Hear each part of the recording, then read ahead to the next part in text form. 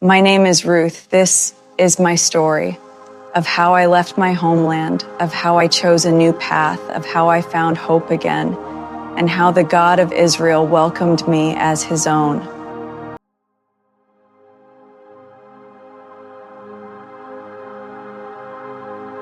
In the days when the judges ruled in Israel, a severe famine came upon the land. So a man from Bethlehem in Judah left his home and went to live in the country of Moab, taking his wife and 2 sons with him. The man's name was Elimelech, and his wife was Naomi. Their 2 sons were Mahlon and Chilion. They were Ephrathites from Bethlehem in the land of Judah. And when they reached Moab, they settled there. Then Elimelech died, and Naomi was left with her 2 sons. The 2 sons married Moabite women. One married a woman named Orpah, and the other a woman named Ruth. But about 10 years later, both Mahlon and Chilion died. This left Naomi alone, without her 2 sons or her husband.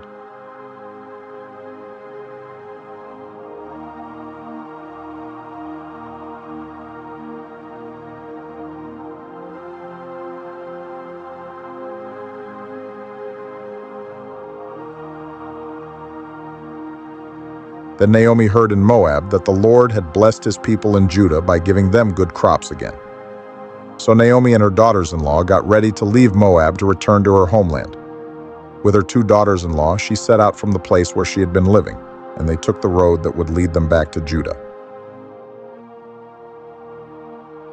But on the way, Naomi said to her 2 daughters-in-law, "Go back to your mother's homes, and may the Lord reward you for your kindness to your husbands and to me. May the Lord bless you with the security of another marriage." "No," they said, "we want to go with you to your people." But Naomi replied, "Why should you go on with me? Can I still give birth to other sons who could grow up to be your husbands? No, my daughters, return to your parents' homes, for I am too old to marry again. And even if it were possible, and I were to get married tonight and bear sons, then what? Would you wait for them to grow up and refuse to marry someone else? Of course not, my daughters. Things are far more bitter for me than for you. The Lord himself has raised his fist against me." And again they wept together, and Orpah kissed her mother-in-law goodbye. But Ruth clung tightly to Naomi. "Look," Naomi said to her, "your sister-in-law has gone back to her people and to her gods. You should do the same." But Ruth replied, Don't ask me to leave you and turn back. Wherever you go, I will go. Wherever you live, I will live. Your people will be my people, and your God will be my God. Wherever you die, I will die, and there I will be buried. May the Lord punish me severely if I allow anything but death to separate us." When Naomi saw that Ruth was determined to go with her, she said nothing more. So the 2 of them continued on their journey. When they came to Bethlehem, the entire town was excited by their arrival. "Is it really Naomi?" the women asked. "Don't call me Naomi," she responded. "Call me Mara, for the Almighty has made life very bitter for me.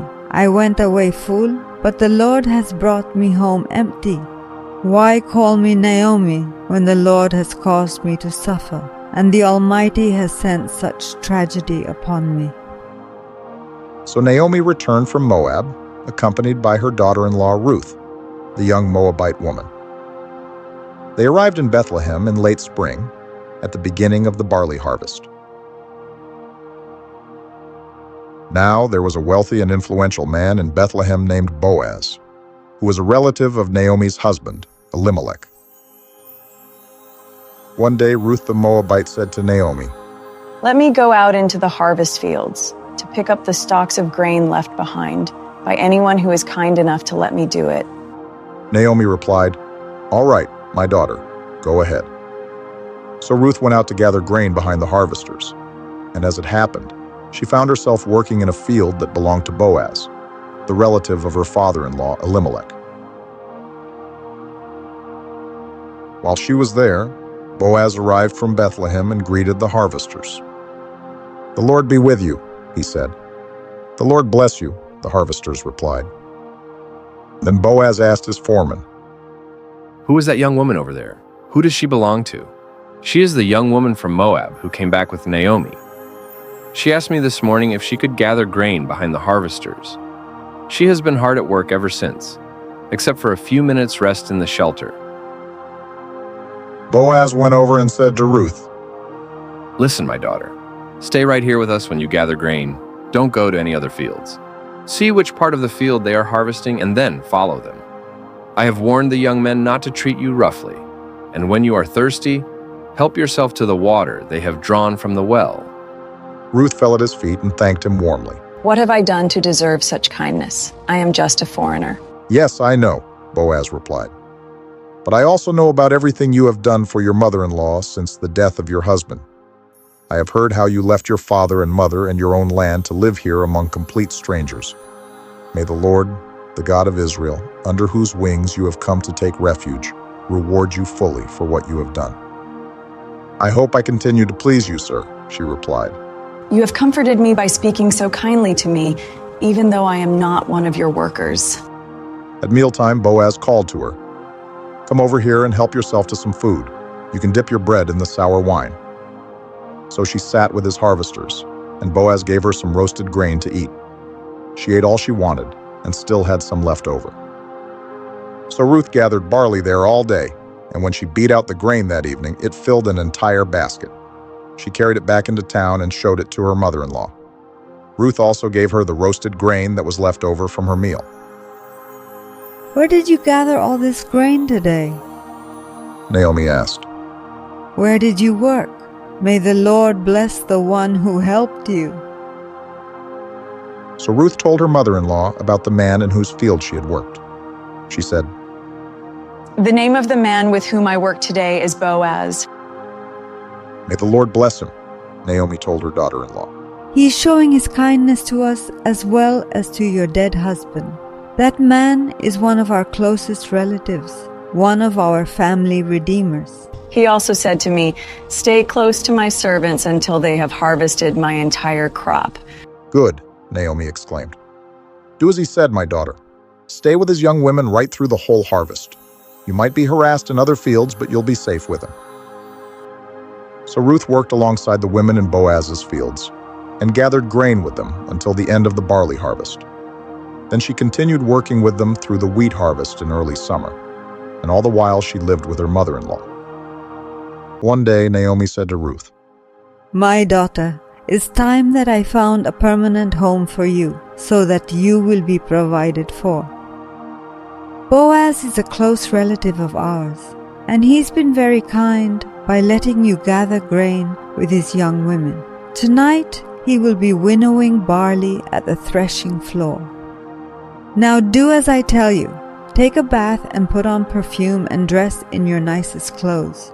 Then go to the threshing floor, but don't let Boaz see you until he has finished eating and drinking.